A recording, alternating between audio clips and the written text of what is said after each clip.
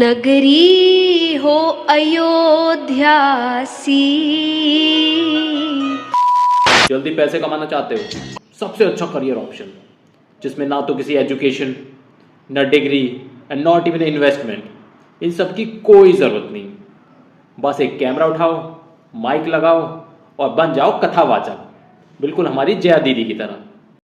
इतने अच्छे बनो, इतने अच्छे कर्म करो कि अगर तुमसे कोई गलती हो भी जाए तो लोग तुम पर उंगली ना उठाए, तुम्हारे समय पर उंगली उठाए कि उसका समय खराब। वो ऐसा नहीं।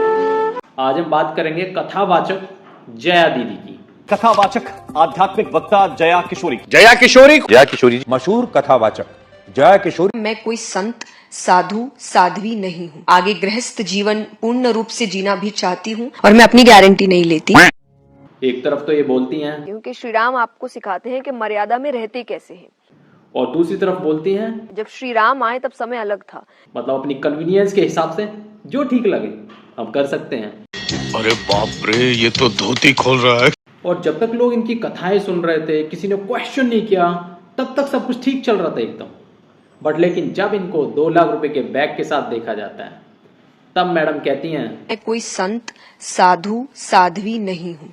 सालों तक सनातन का ज्ञान देने वाली जया दीदी एक तरफ तो बड़े बड़े प्रवचन देती हैं मंच पे बैठ के, व्यासपीठ पे बैठ के, वही व्यासपीठ जिसको दुनिया पूजती है। और जब इनको 2 लाख रुपए के बैग के साथ, एक्सपेंसिव कपड़ों के साथ देखा जाता है, तब यही जया किशोरी पब्लिक के सामने बड़े आसानी से कह देती हैं मैं कोई संत, साधु, साध्वी नहीं हूँ। खाओ माँ कसम। ये तो वही वाली बात होगी, हिस्ट्री पढ़ाने वाले टीचर अब मैथ्स का ज्ञान देने लगे। तो सुधर जाओ, सुन लो मेरी बात, ठीक है? थोड़े मैनर सीख लो, एटिकेट सीख लो, तमीज सीख लो। अगर तुम अपने आप को एक साधारण लड़की बोलते हो तो फिर तुम स्टेज पे बैठ के ये सब ज्ञान कैसे दे लेते हो? अगर कोई साधारण लड़की ये सब ज्ञान देती होती तो व्यासपीठ पे तो कोई भी बैठ के ज्ञान दे देता इतने सालों से। मतलब पहले जब तक दुकान चल रही थी तब तक सब ठीक, पर अब क्वेश्चन उठ गए तो मैं एक नॉर्मल लड़की हूँ, नॉर्मल घर में रहती हूँ। खाओ माँ कसम। किशोरी जी ने सारों से अपनी इमेज ऐसी बनाई कि एकदम साधारण सी संत, स्टेज पे भगवान के बारे में बातें करने वाली लड़की। फिर अचानक से महंगी महंगी चीजें, 4 करोड़ की गाड़ी, 12 लाख की घड़ी, जब ये सब दिख जाता है तो कितने आसानी से बोल देते हैं मैं एक नॉर्मल लड़की हूँ, नॉर्मल घर में रहती। ये बात आपने तब क्यों नहीं बोली जब आप स्टेज पे बैठ के इतना बड़ा बड़ा ज्ञान देती थी? अगर तब ये बात बोल दी होती तो शायद लोग आपको फॉलो ही नहीं करते। और जो 9 से 10 लाख रुपए आप एक कथा करने के लेते हैं तब शायद आपको कोई 1 लाख रुपए भी नहीं देता। यही नहीं, अभी और सुनिए। जया किशोरी जी अपनी कथाओं में लोगों को सिखाती है कि आप कैसे मोह माया को त्याग सकते हैं। पैसा वही अच्छा जो धर्म के काम में आए।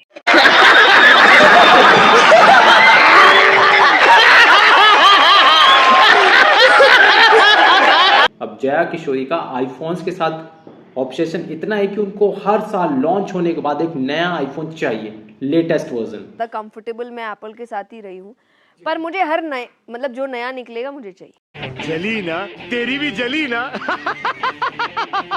कैसे कह दिया आपने कि मैं एक साधारण लड़की हूँ? साधारण लड़कियां 12 लाख की वॉच नहीं पहनती, 4 करोड़ की गाड़ियों में नहीं चलती, और 2 लाख रुपए के कपड़े नहीं पहनती, और 3 लाख रुपए का बैग तो बिल्कुल नहीं रखती। Seriously, what the fuck are you doing? अब क्वेश्चन ये नहीं कि वो इतना महंगा बैग यूज कर रही हैं या नहीं कर रही हैं, ठीक है, अपने पैसे कैसे भी उड़ा सकते हैं। आप एक आइडियोलॉजी से चलते हैं। जब आप एक कथावाचक हैं, एक ऐसी कंपनी जो लेदर का यूज करके अपने बैग्स बनाती है और दूसरे प्रोडक्ट्स बनाती है, आप ऐसे कंपनी का प्रोडक्ट कैसे यूज कर सकते हो? ये सब दोगलापन है। आपको तो उल्टा ऐसी कंपनी को सपोर्ट ही नहीं करना चाहिए जो लेदर का यूज करती हो। खुद को कथावाचक कहने वाली जया दीदी एक कथा के 9 से 10 लाख रुपए चार्ज करती हैं। नहीं, मैं नहीं मानता। और जब इतना पैसा हो तो कोई जी वैगन में कैसे ना घूमे। जली ना, तेरी भी जली ना। सालों तक अपने आप को कथावाचक कहने के बाद, लाखों करोड़ों पैसे कमाने के बाद, अब जया दीदी अपने आप को धीरे धीरे मोटिवेशनल स्पीकर बताने लगी हैं, पॉडकास्ट करने लगी हैं। चल झूठा। तो इससे पता चलता है कि इनको लैम्पलाइट में रहना है और अपनी एक इमेज ऐसी क्रिएट कर देनी है मार्केट में। उसके बाद जो इनको पॉडकास्ट पे बुलाएगा वहां से भी पैसे आएंगे, कथा करके भी पैसे आएंगे, और पब्लिक को पागल बना के तो पैसे आ ही रहे हैं। तू समझा? हाँ। नहीं तू समझा अब वो कितना पैसा कमाती हैं, किधर खर्च करती हैं, इससे हमारा कोई लेना देना नहीं। उनके पैसे कहीं भी खर्च करें, हमें क्या। चल झूठा। बट ये पैसा भगवान के नाम पे कमाया हुआ पैसा है, लोगों को पागल बना के कमाया हुआ पैसा है। तो क्वेश्चन उठता है, नहीं नहीं, अभी और सुनिए। अब प्रॉब्लम ये है कि जो लोग इनकी कथाओं में जाके बैठते हैं वो बेचारे बड़े भोले लोग होते हैं, आस्था से जुड़े लोग होते हैं। भगवान के नाम पर इनकी कथाओं में जाके बैठते हैं। जया जी बड़े बड़े मंचों पे बैठ के भगवा रंग पहन के स्पिरिचुअल ज्ञान दे के इन लोगों को पागल बना के जो मजे ले रही हैं वो तो अरे बाप रे, ये तो धोती खोल रहा है। अब मैं आगे क्या ही बोलूं यार, ये वीडियो देखो पहले। मैं कहती हूँ कि जो नहीं बोलेगा जय, जो नहीं बोलेगा जय उसकी होगी छोरी 6। कभी मौका मिलता है जो बोलेगा उसके लड़का होगा, और जो नहीं लड़की नहीं 6 लड़कियां। जो ना बोले जय उसकी वो छोरी 6। बारे में और डिटेल्स निकालनी पड़ेंगी। अब इस वीडियो से पता चलता है कि इनकी मानसिकता कैसी है। मतलब लड़के और लड़की में भेदभाव तो ये खुद ही कर रही हैं, और फिर बात करते हैं विमेन एम्पावरमेंट की। मतलब लोगों के मन में डर पैदा करके उनसे जय बुलवाई जा रही है। इनके अकॉर्डिंग लड़की होना पाप है। यार इनसे बेटर तो मुझे पुनीत सुपरस्टार भी लगता है।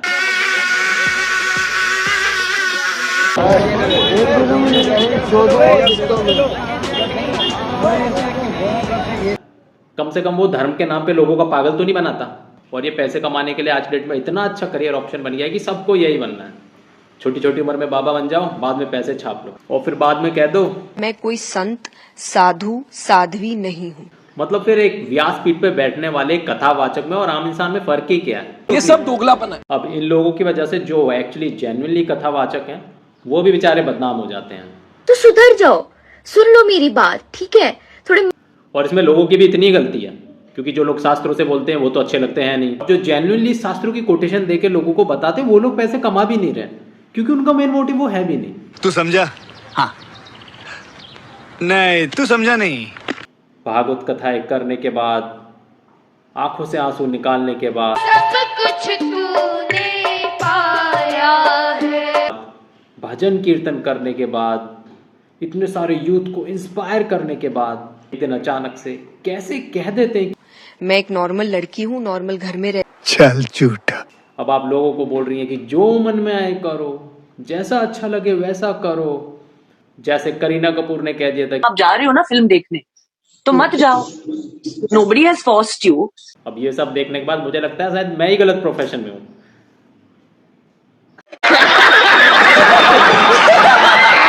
बताओ, इधर वीडियो बना बना के एडिटिंग कर कर के हम परेशान हो गए, और यहाँ कोई कथाएं कर करके जी वैगन में घूम रहा है, कोई फरारी में घूम रहा है। दुनिया को बोल बोल के साधारण जीवन जियो। ये हमारी जेब से पैसे लेंगे और खुद मजे करेंगे और हम साधारण जीवन जिएंगे। रिसर्च करने के बाद इनका एक वीडियो मेरे सामने आया। पैसा वही अच्छा जो धर्म के काम में आए। मतलब क्रिश्चियन डियोर के बैग में जो पैसे लगे थे वो धर्म के पैसे हैं। मतलब धर्म का पैसा अब कसाई खाना जाएगा। जिस मर्सिडीज जी वैगन में आप घूमती हैं उसकी सीट पर भी जो कवर लगा है वो नापा लेदर का है। अगेन उसमें भी जानवरों की चमड़ी का इस्तेमाल होता है, इवन गाय का भी। यार इतना रिसर्च करने के बाद मेरा दिमाग चकरा गया। अब चलिए इनके फाइनेंशियल बैकग्राउंड की भी बात कर लेते हैं। ये कभी कॉलेज तक नहीं गई, इन्होंने बीकॉम की है, वो भी ओपन स्कूलिंग। ये जो ज्ञान देती है कोई समाज सुधारने के लिए या कोई इम्पैक्ट क्रिएट करने के लिए नहीं देती है, ये सिर्फ अपनी जेब भरने के लिए देती है। मालूम है तेरे बाप को मत सिखा। ये लोग तब तक हमारा पागल बनाते रहेंगे जब तक हम लोग बनते रहेंगे। ये अपनी जेबों को भरते रहेंगे, अपना बैंक बैलेंस बढ़ाते रहेंगे और हम पागल बनते रहेंगे। ऐसे पाखंडियों को छोड़ो और रियल स्पिरिचुअल जो गुरुज हैं उनको फॉलो करना स्टार्ट करो, जैसे स्वामी प्रेमानंद, राम भद्राचार्य। और हमें उन्हीं की बातों को सुनना चाहिए और उन पर ही हमें अमल करना चाहिए। Thank you so much for watching the video. If you have any question or query related to any of my video, comment down in the section below.